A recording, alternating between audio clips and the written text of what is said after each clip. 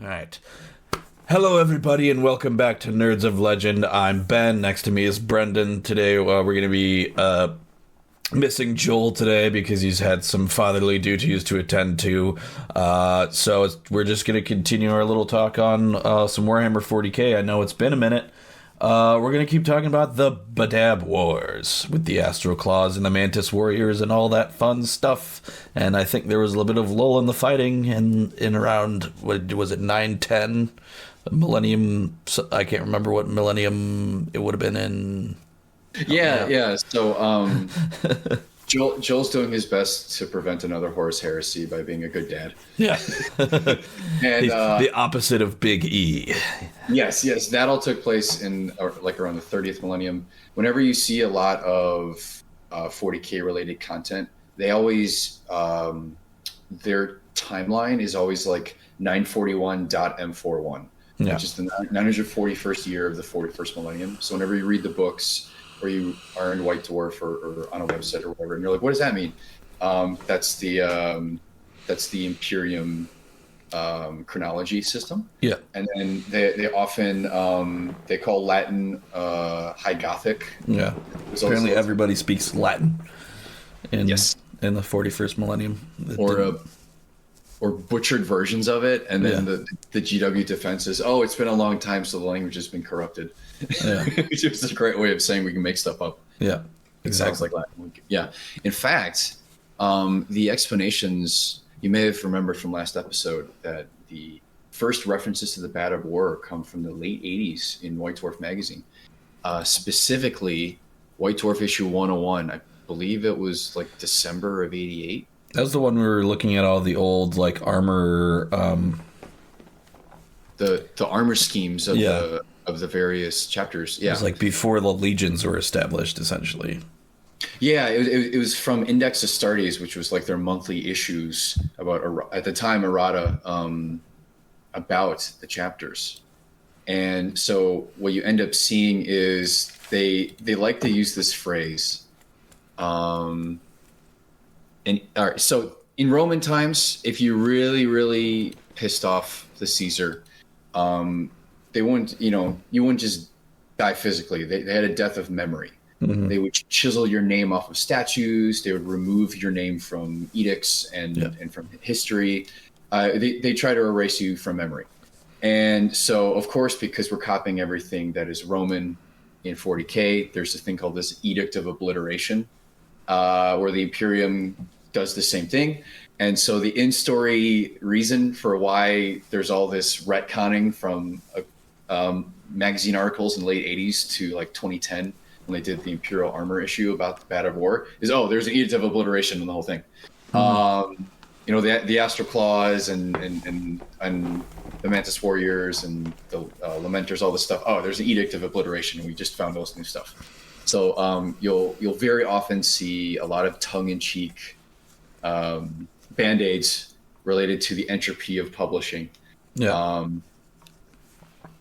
This is our podcast, dang it, so I can talk about it. But if we talk about Battletype, for example, and you bring up the first books of the Clan Invasion that are printed in like 1990, the reprints are markedly different, and there's typos and all sorts of stuff. And their in-game thing is Comstar, which is just like religious AT&T with guns. Mm-hmm. Or like they run all of the communications. They're like, hey, this Comstar acolyte was terrible at his job. He was new, and we found some more accurate stuff. Or hey, the Wolf's Dragoons had WolfNet, and they had hackers that got more accurate information. And so that's the same thing. It's like, hey, we'll explain away retconning and publishing mistakes with in-story hand-waving. Well, I mean, like they just had their in-house writing team that was just shitting out as much content as possible, and who knows how much beer and cocaine they were consuming. So. Yeah. This is right around the time Warhammer 40k has been out, I think, for 1.5 to 2 years. It's getting big. You still have squats. You still have the Eldar. I mean, these guys essentially started in their garage and were playing with beer cans as terrain, and then all of a sudden they like blew the fuck up. So they're like, yes, quick, give the people more. This game is so new. The Land Raider and the Rhino are just coming out. Mm-hmm. There's no Predator tank yet. In fact, the first Imperial tank in White Dwarf magazine is a converted deodorant stick. Oh, And it's I was gonna assume tissue box, but that works too. Yeah, well, a lot of orc trucks are custom made, but like the first Imperial tank is a deodorant stick. You'll see a lot of references to it in game from fans. There's a 3D printed model of it's like a deodorant stick with like the Imperial Aquila on it and all this stuff. So we're still very much in the infancy of the game, which is why you have the Badab War, the Lost and the Damned. The Chaos source books are published in 2 parts. We talked about this earlier in the Origins of 40k. It's very, very early in the game. The premier enemy in the stories is Chaos is referenced, but the premier enemy in terms of miniatures being sold, Orcs and Eldar. Nids are huge in the 90s. All their minis that come out in the 90s are really high. Right now, it's basically the Orcs have a huge box set along with multi-pose Space Marines and Guard, and so that's why the Badab War is. It doesn't predate the Horus Heresy. The Horus Heresy is just mentioned in small whispers. So this is the first time you see any effort put forth about like an Imperium versus Imperium conflagration, and that's why there's so much importance put on it initially. Yeah, because they had to come up with a reason why why Space Marines would be fighting each other. Precisely. I was like, we have too many people with Space Marine armies and not enough anything else, so we need to come up with a reason why these armies would fight. yeah, we got a store in Nottingham. It's full of 12-year-olds. Their parents are giving them money to buy minis. They all want Space Marines. They're always playing each other every week. What can we do to keep this going? And so we're at the point in the story. The Maelstrom is in this full-blown rebellion, civil war. The chapter's initially tasked with guarding the Maelstrom warders, right? This naturally occurring war phenomenon. Yeah. Have been in rebellion now for pushing 2 years. Yeah. And by this point, the Fire Angels have so many casualties, and they have discussed with the Space Sharks, the Carcharodons. There's some misgivings and there's some grumbling between the chapters, and they withdraw from the campaign. However, because of their losses and because they've fought on the loyalist side, they are not deemed, excommunicate Traitoris or anything like that. In fact, they're like, we can't take any more losses. We're gonna go home for a while. Yeah, we discussed this in the previous episode. There's a general pervasive distrust of the Inquisition by Space Marine chapters. Yeah. And if you think it's the same reason why, like in a modern context, why Putin does not want this is pre generals in Russia, because if you give people the power to remove you from office, you want to limit their numbers, right? This is pre-heresy. I didn't realize the Inquisition was a big deal yet. So the Badab War takes place in the first millennium. So I thought it was 30th millennium. In the storyline, chronologically, it's in the 41st millennium. Oh. So it's after in the storyline, the Horus Heresy. In terms of real life, it happened before. The Horus Heresy is mentioned in Rogue Trader. It's mentioned in the rulebook, but it's a couple of sentences. Yeah. Horus Lupercal, the Luna Wolves, Istvan. So you do have all these disparate chapters that are like doing their own thing and stuff, right? At this point, because it's post-heresy. Yes. However, because it's infancy of the game, all of the stuff that we know and love about the heresy, it's effectively a much better done series of prequel movies. Yeah. We're talking about like Star Wars as a comparison. Yeah. Episode 1 doesn't exist yet. Basically, Badab Wars hit the notes that they wanted to hit. Is like their trial run for Horus Heresy. Yes. So basically, the Badab War walked so that the Horus Heresy could run. Yeah. They take the notes from this. There's a lot of similarities, chapter versus chapter. The road to hell is paved with good intentions. So there's well-meaning reasons for the Astral Claws, complaining about not getting enough resources and the Imperial Tithe being too heavy on them as they're trying to protect the shipping lanes. Yeah. Good intentions leading to catastrophe.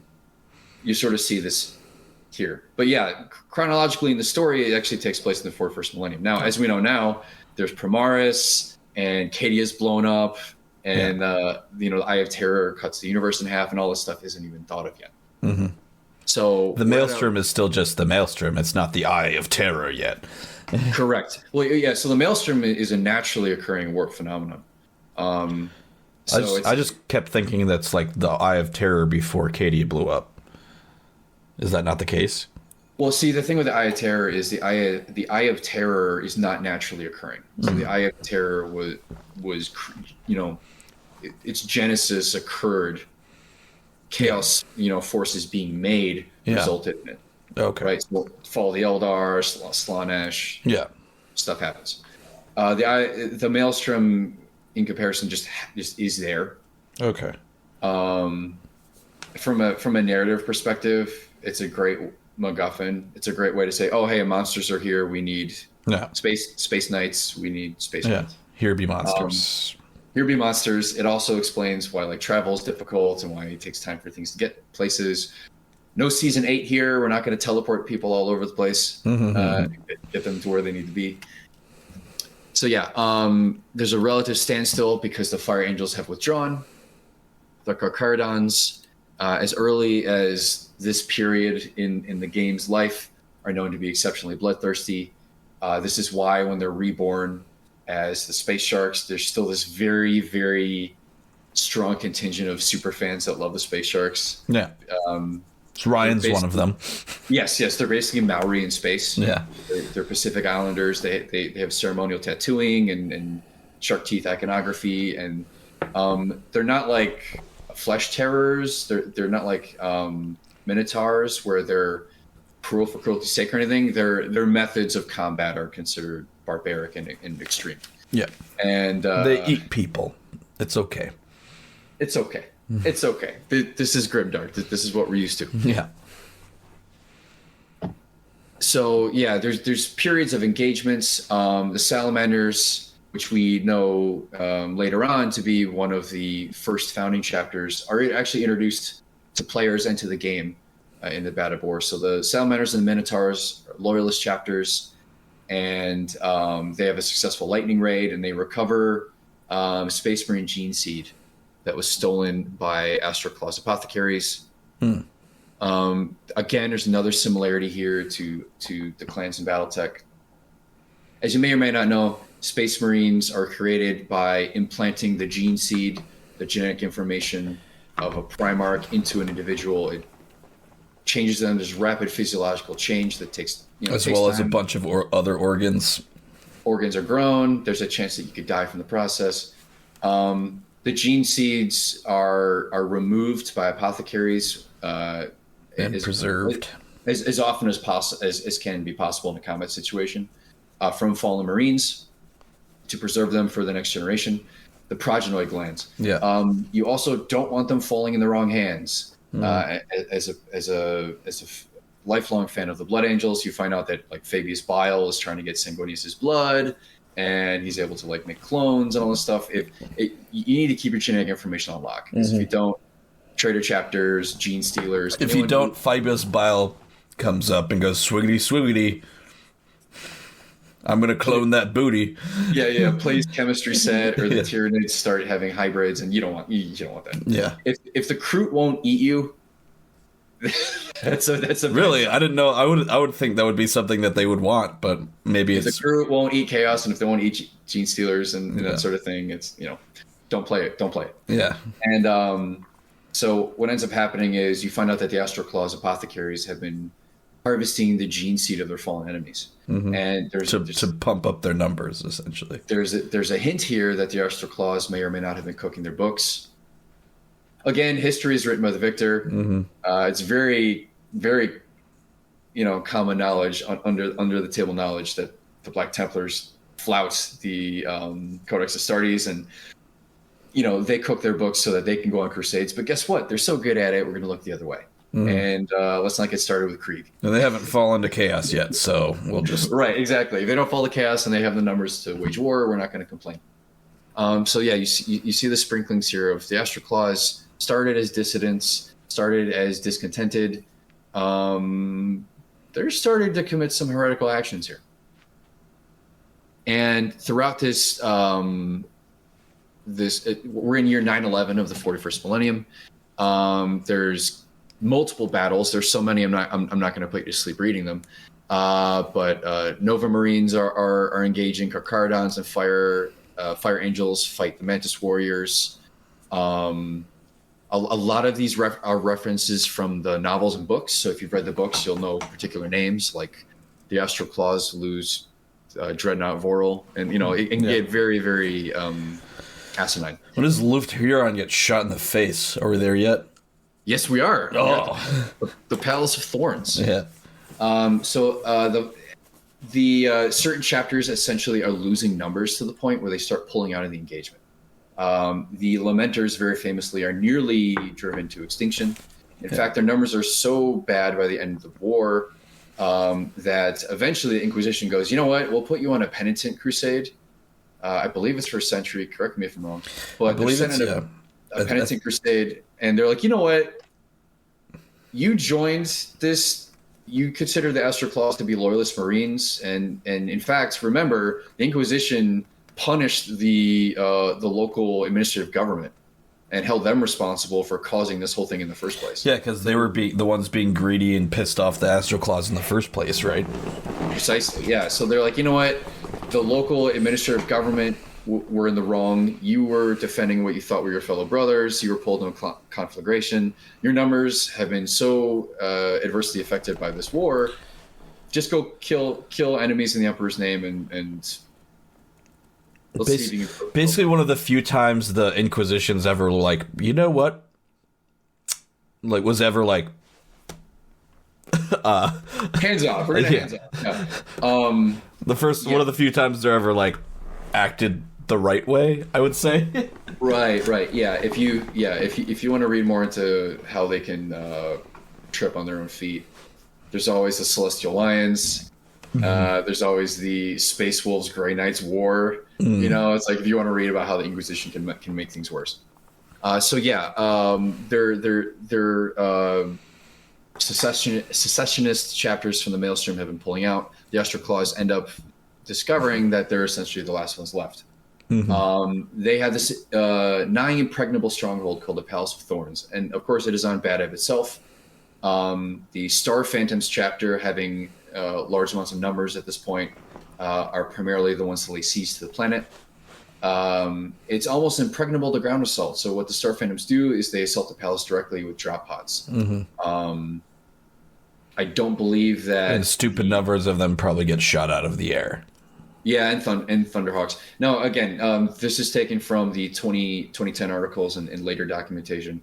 The specificity of how these battles occurred is going to be much simpler in the 80s. In fact, it's probably a lot of these battles won't even be touched upon. But everything's all retconned and all pretty, and so they assault with drop pods and Thunderhawks. 500 Space Marines from 7 companies survive initial entry. That's actually, remember, not bad. Most chapters have like 1,010 companies. Yeah. So 7 full companies of Marines make it. That's a good landing. Yeah. Bitter struggle erupts between the Astral Claws and the Star Phantoms as they vie for control of the palace.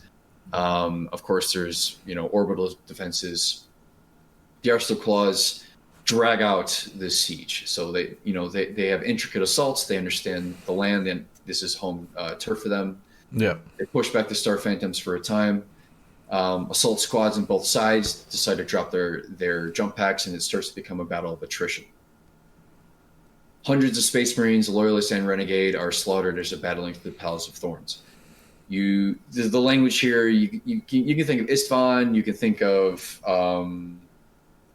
the Thousand Suns and the Space Wolves. You're getting if this is War of Wine, you're getting notes of Horus Heresy here, right? Melta bombs are used by the Star Phantoms and demolition charges, and they infiltrate through the sewers before they finally reach the defense batteries that are keeping more ships from landing.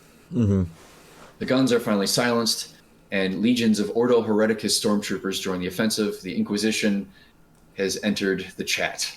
So we have Inquisition on, boots on the ground. If you've read your novels, or even if you haven't, if the Inquisition comes to visit you, you are in trouble. Prepare for fire. Lots of it. Yes, lots of fire. In fact, if they had a problem with you, they probably would have just sent an Imperial assassin, and you wouldn't know, and you'd be dead. Yeah. So if they're sending troops, they want to glass whatever memory there is of you off the planet. The Astral Claws are thrown into full retreat. Captain Androcles of the Star Phantoms confronts Huron, ambushes him as the traitors are fleeing. He has a combo weapon, so he has a bolt or melta, I believe. He injures Huron, and the remaining Astral Claws flee. They manage to delay their attackers in this final battle by laying booby traps. 200 Astral Claws escape into the Maelstrom, the naturally occurring warp entity. So I'm glad you referenced it earlier, Ben, because it's going to have a narrative importance. Huron himself also escapes into the Maelstrom. The Astral Claws rebellion is found after getting shot in the face. Yes, he is horribly scarred and burned. Yeah. Because the Astral Claws are essentially driven out of reality, much less out of the Maelstrom system. Chaos time, baby. Chaos time. So the Mantis Warriors, Executioners, and the Lamenters actually give terms of surrender. They are all shown mercy on the conditions of penitent crusades. The Inquisition now has a nice little scapegoat. The Astral Claws have removed themselves from the situation, so they can be blamed for it. And a penitence crusade, that is basically like you have to go fight some impossible enemy for 100 years, and in that time you're not allowed to replenish your numbers. Is that it? So, good question. Yeah, the specificity of a penitent crusade is essentially you're earning your valor back. Yeah. So you're not allowed to rebuild your chapter until you complete this penitence crusade, in which time you're not allowed to like add back to your numbers or whatever, right? Yeah, so you can't take advantage of imperial tithes. You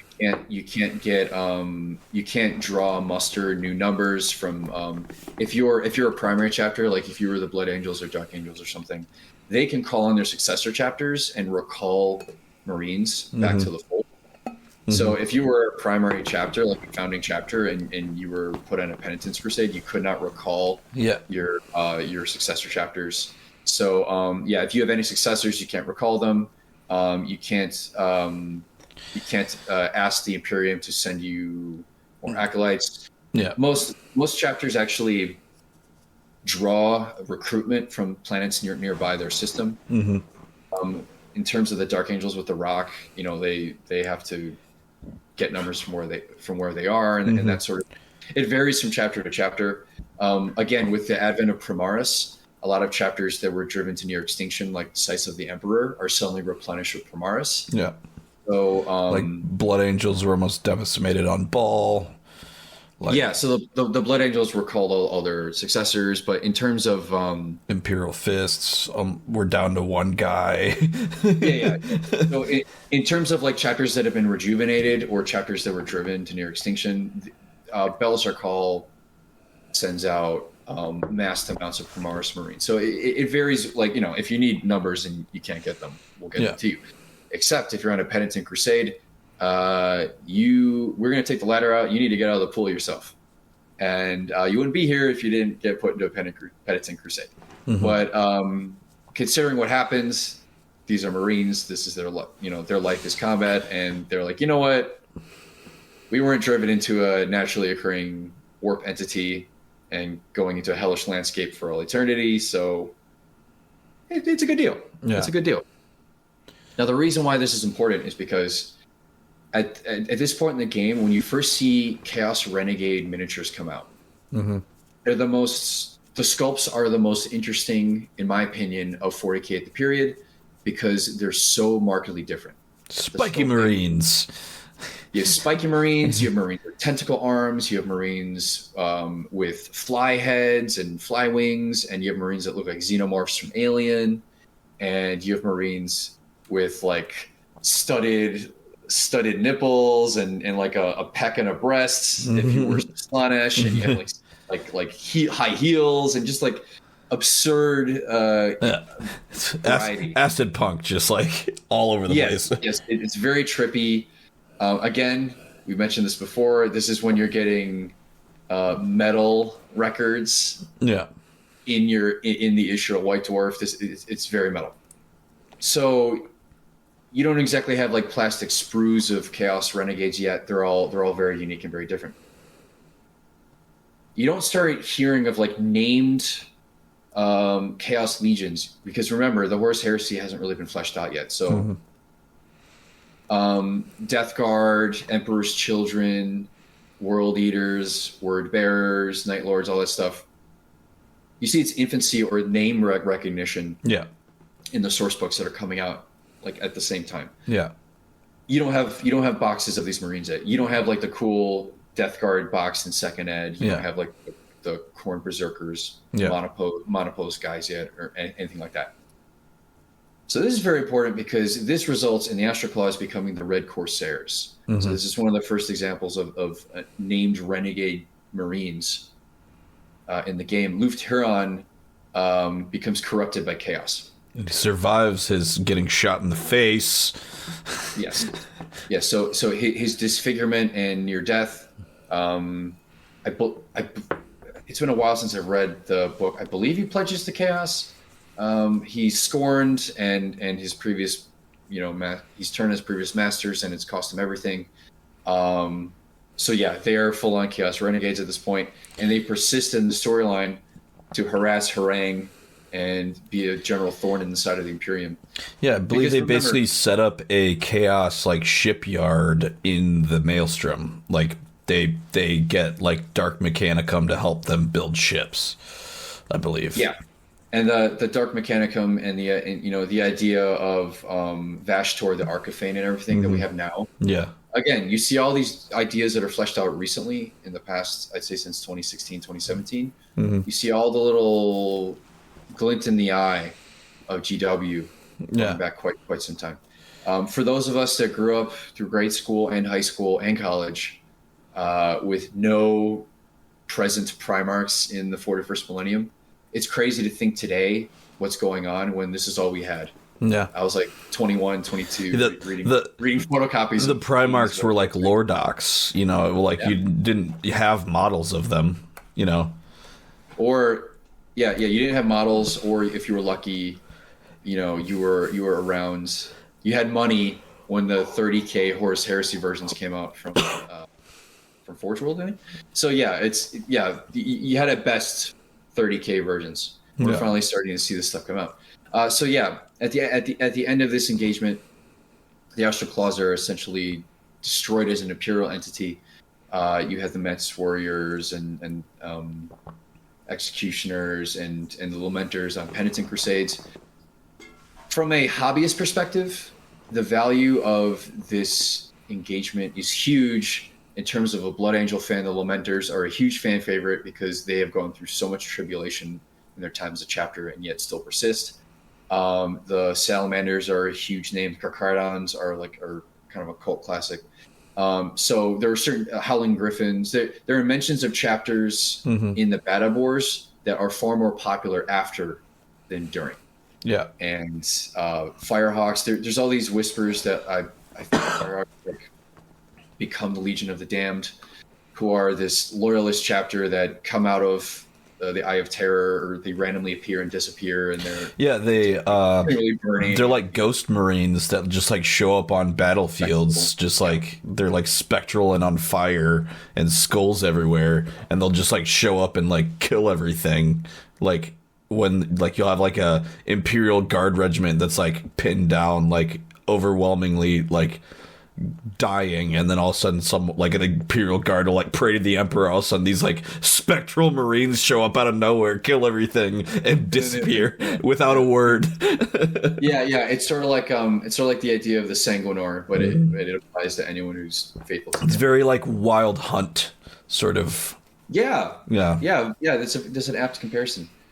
For those who listened in on the origins of 40k, we made some general mentions towards the idea of warp space versus real space, where psychic energy belief itself can manifest entities, right? Yeah. So orcs have enough WOG, they have enough belief in something, it actually can become true. Yeah. And it's dangerous because they don't have any tact or temperance or restraint. Yeah. And you get enough orcs together saying, I'm a tank, I'm a tank, I'm a tank, and all of a sudden, like, bullets start bouncing off of them.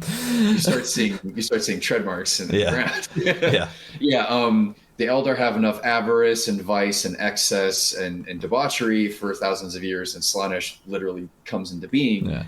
And so or my favorite one, an Imperial Guard regiment runs out of bullets while fighting an Orc army, and then the commissar just goes bang, and then an Orc falls dead, and then just start going bang, bang, bang, bang, bang, until the tank shows up.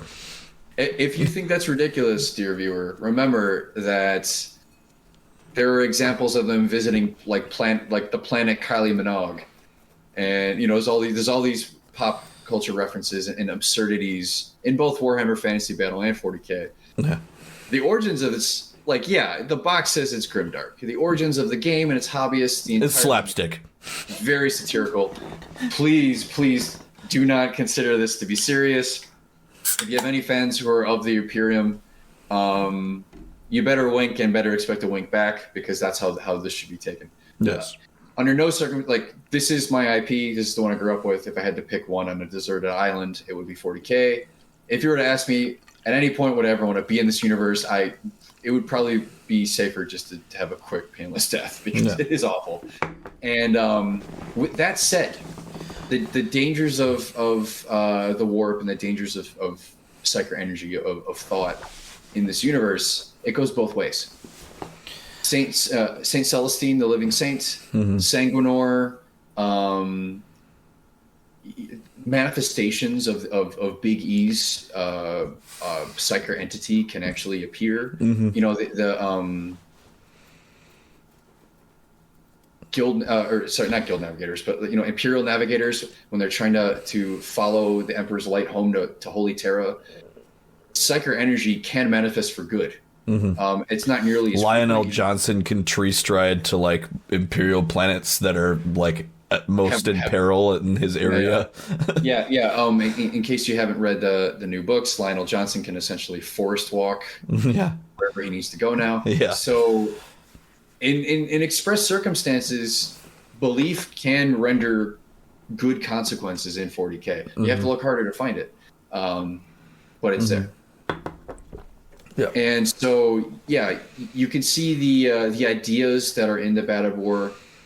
Some of them take root and take off, and are used to great effect later on in the story. This is I think in context of actual time, AD, right? It was very successful in, I think, 1988 for getting people to buy more Space Marines and paint them up and give them reason to face each other with, if you just were 13 and had loyalist troops and everything.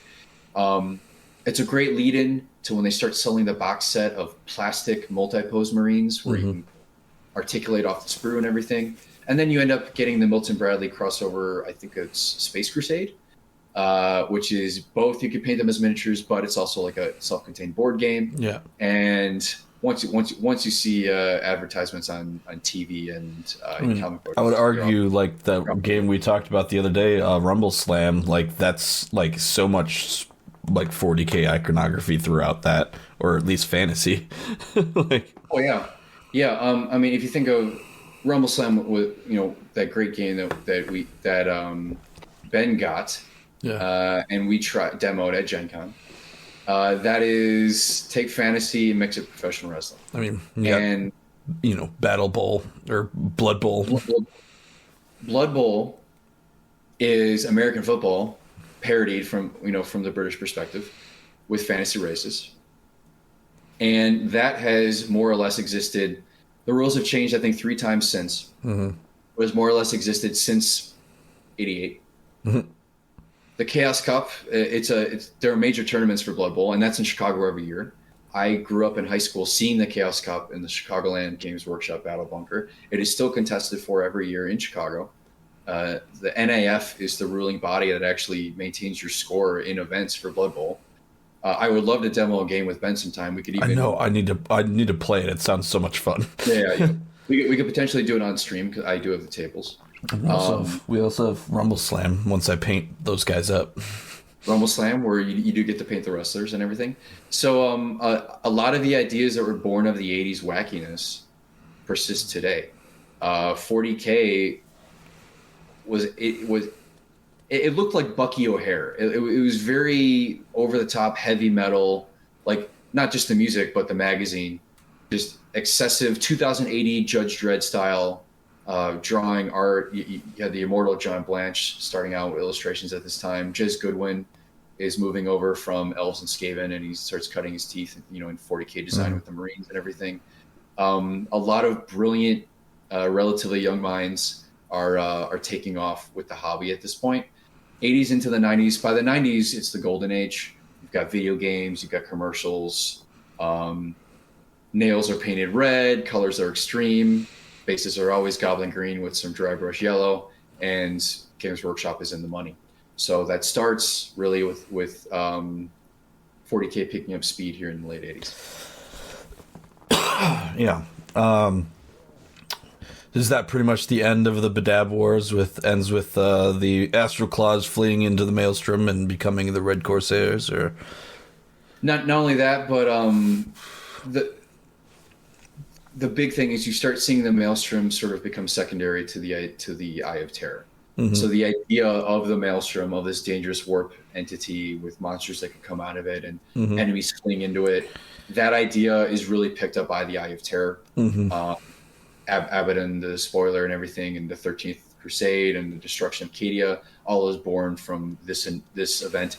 Even though this one in the story takes place after, chronologically in our time, it walked so that we could run. In terms of story, the big one is the Astral Claws become the Red Corsairs. Because remember, in this, the Salamanders are, oh, hey, these guys are new, these Salamander guys. Yeah. It's retconned that they're one of the, Yeah. I mean, we counted how many of those were like little chapters that then are now like in the 90s became like the official like 19 legions or whatever. Like yeah. So the big one is Salamanders. They get, if you think about it as like sports rankings, they get a huge boost. Well, Blood Angels were a chapter. I think that we saw Imperial Fists. There were a bunch that were in that article you pulled up that were like, or that White Dwarf that were like, oh, these are just possible chapters you can paint. Camo patterns. You see a lot of camo patterns prevalent in Space Marines because nowadays they're depicted as having organs that can spit acid, having multiple hearts, being nigh immortal, and they're so big and transhuman physiology. Yeah. They move faster than our eyes normally comprehend people to move, and so like you see guardsmen actually get scared in fear of Space Marines because it's just unnatural how effective. Because all of a sudden there's like a 9 foot tall dude like standing right next to you or whatever. Like you can run faster than you, jump higher than you, is smarter. Than you. Yeah. Because you're just like firing away. All of a sudden there's this dude just appears and he's right there. and in the late 80s, they're as tall as a guardsman. They look the same. Yeah. And they just have camo paint so they don't get seen. It's a very different mentality. And I showed off the liner of the Rogue Trader, the first edition rulebook.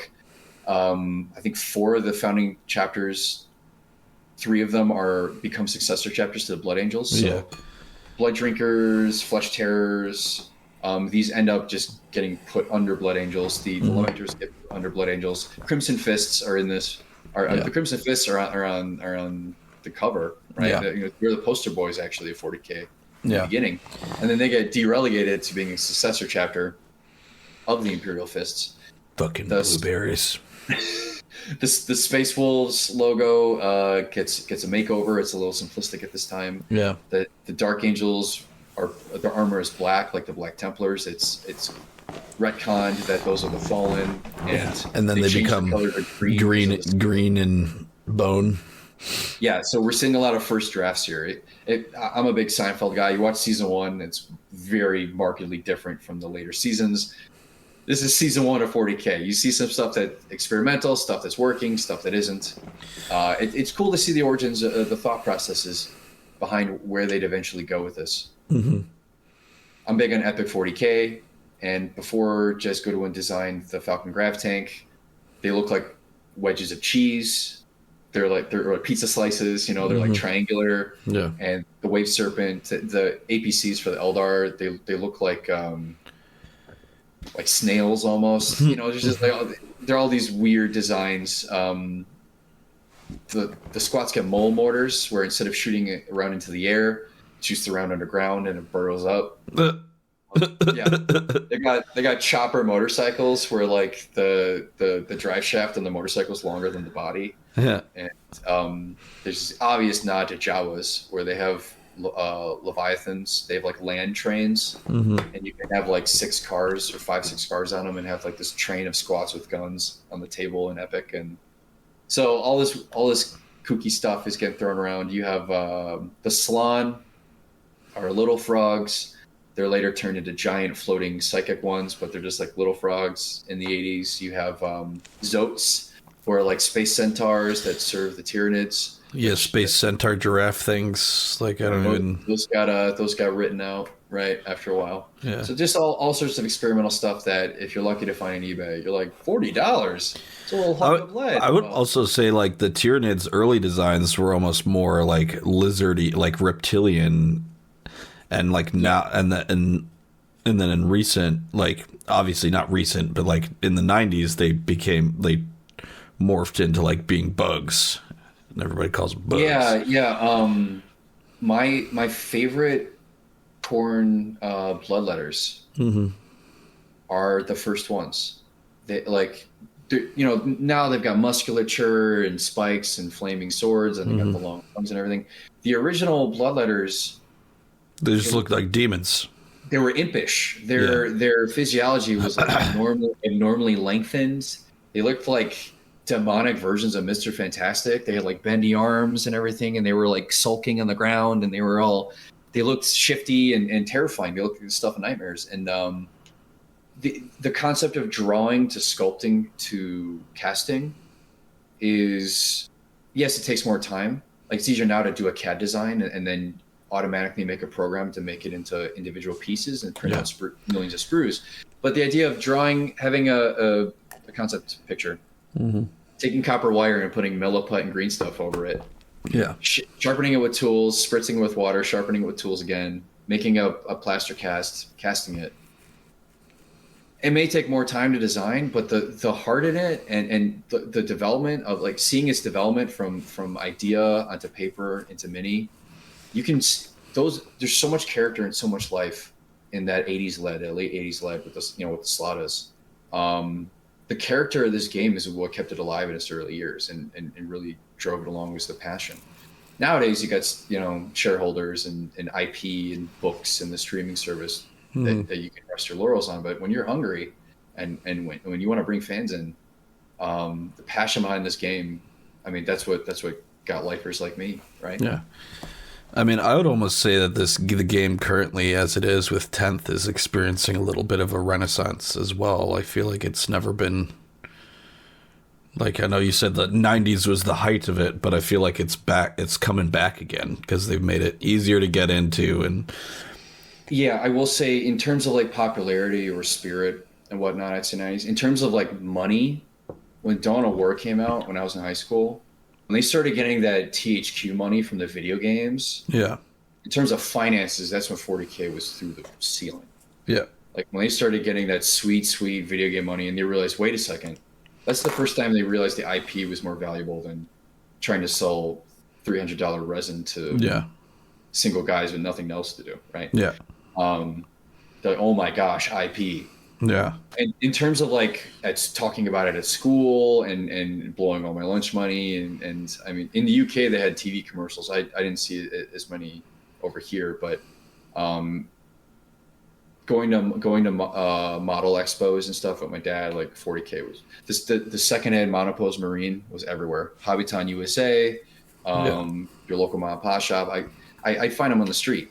Yeah. So in terms of like the game growth, 90s was big, but yeah, 10th Ed is something different. There's this, I've told Ben this in the past, there's this perpetual idea that for some reason Grandma Wendy, right, Games Workshop is in it for the fan. And you're a true Games Workshop fan when you're cynical of Games Workshop. And you'll see it on Warseer, you'll see it on the online forums all the time. Yeah. They're listening. They're like all these other competitor the last like 6 months, like I've just seen them just do nothing but like knock it out of the park with these like the new games, the new they changed 10th for like I have a buddy Ryan, I've talked about him before. He was about to like hang it up and quit playing at the end of 9th, and then all of a sudden 10th happened. He's like, you know what, I want to play again. And like there's a ton of people that are like all of a sudden getting back into it. I don't know what it is. Maybe it's just like, like, hey, here's this app that you can now build armies and not have to do a bunch of like pen and paper. Yeah, the last time I played 40k, I used a Russian third-party app just to write up my list. And I knew so many friends who I like Krieg, but I don't have the money to buy resin. Yeah. Right. And so there were so many alternate routes to enjoying a game. Yeah. Now it's like we got the app, we see your complaints. All these people are telling us, we have eyes. We're looking at our competitors. Rules are all online, released day one. Your data cards for units are released day one. The sculpts, the Primars. I remember when the Primars first came out, and I'm like, this is just an excuse to retcon the size disparity. And now I can't see a Marine without thinking of a Primaris Marine. Yeah, just that actually makes sense now. Yeah. But the quality of the sculpts and everything. Space Marine was a very, very good game. I would say the multiplayer is what kept me playing that game. The multiplayer was fun, and Space Marine 2. We're getting another one. It's finally coming out. It looks gorgeous. Titus somehow survived the Inquisition and Black Templars. Got older and still kicking butt. Have you played Bolt Gun yet? It looks beautiful. I think Sean has. I think my brother has. It's very 90s run and gun, very Doom style. But yeah, so they've got phone games out. Tacticus, right? They've got Warhammer Plus is finally taking off. The books, got to mortgage the house to get the books, right? There's just so much out, but so much of it is built off of actually listening to the customer. Yeah, I got. They're bringing back Epic. They're bringing back Fantasy. Bringing back Epic. They're bringing back Fantasy. They're bringing back Old World. It's technically 8mm, but it's still Epic to me. I got a box of Leviathan. You got a box of Leviathan. My buddy Tyler got a box. We were all able to get a box of Leviathan. It was so hard to get a box. Have you opened it yet? No, it's right over there. The frame. It's right there. I know. That's why I was being like, hey, you jerk. Yeah. We all have our pile of shame. That would be a good episode, just going through my pile of shame. Yeah. Yeah, we could do that. Just all right, here's all the shit that I haven't painted yet, let alone put together. My phone with tears in my eyes. I'll tell you, the greatest impetus to complete your minis is the story. I saw this post on Twitter. It was like, the undead have risen to take over the surface world, right? Every unpainted mini you have that's assembled is a zombie. Every mini you have painted is alive. Have you doomed the earth to darkness? Oh, I don't want to be held responsible for that. I got to get painting. Somehow it worked for me. That's a good one. Yeah, I'm like, ooh, I better. I mean, to be fair, we've been having hot boy summer, so it's like, once winter hits, I'll probably get back to painting again. Yeah, and literally, very hot boy summer. Indianapolis was oppressive for Gen Con. Oh man, that stank. That grognard stank. Oh man. It was real, ladies, gentlemen, and everyone in between. It was very real. There was some ripe whiffs during Gen Con. They used to have on the pass, like, please bathe yourself. I think they removed it this year because maybe. No, they said it at the PA at the opening thing. There's like, remember 2 meals a day. No, they said remember the. They said, I can't remember the 5 or the 6-2-1 rule or something, or 6-3-1 rule. It was like or 1-2-5 rule or something, and it was 1 shower a day, 2 meals a day, and 5 hours of sleep. Like, reasonable. Yeah, like that's about what I got. Yeah, that's about how it happened. But yeah, I was like, Brendan was not lying. That's literally, they tell you. I think I heard it on the PA a couple times too. It was like, hey, remember, please shower once a day. Please, for the love of God. So I guess our next 40k talk, if you out there have suggestions, if you have stuff where you're like, hey, I've got a job, I've got stuff to do, I watch your podcast, can you explain this? And you posit it to us, we'll have something for you. Yeah. Hit us up on any of our socials. We're on, I think it's nerdsoflegends@gmail.com. If that bounces back, just take off the S, because I can't remember which one it is right now. Other than that, let's see. What do we got? So we've hit Badab Wars. That got us through the 80s. We've done an orc episode already. We don't need to hit that again. I mean, we can. Yeah, we covered Rogue Trader and like the origins of like Rick Priestley and 40k and the Dice Men and like the first Chaos Source books. We didn't really crack them open, but it was a review. Should we just do Horus Heresy? Just an overview? That's definitely a 3-parter. But yeah, we could do Horus Heresy. We could do. We could just do a Legion breakdown. We could break down Primarch breakdown. Primarch, I prefer Legion. We could probably start down the line. Out of respect to common decency, I will not start with the Ultramarines. we just do one, like start at number 1 and work our way up. That's fine. Archangels, go sequential, something like that. Yeah. We could do that. If you have preferences, audience, the customer's always right. So if you let's do a Legion / Primarch breakdown starting at number 1, and then we'll see how many we can get through in an episode.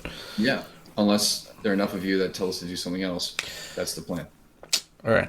I think we've kind of run the course of this conversation, so a little bit shorter of an episode. We didn't have as much to cover as I guess we thought we did, but a little good talk. So thanks everybody for watching. Catch us again on Thursday, where we'll be continuing our Dungeons and Dragons campaign, and then if you follow us on our book talks, check out we'll be covering The Innocent Mage by Karen Miller next week. All right, everybody, see you on Thursday.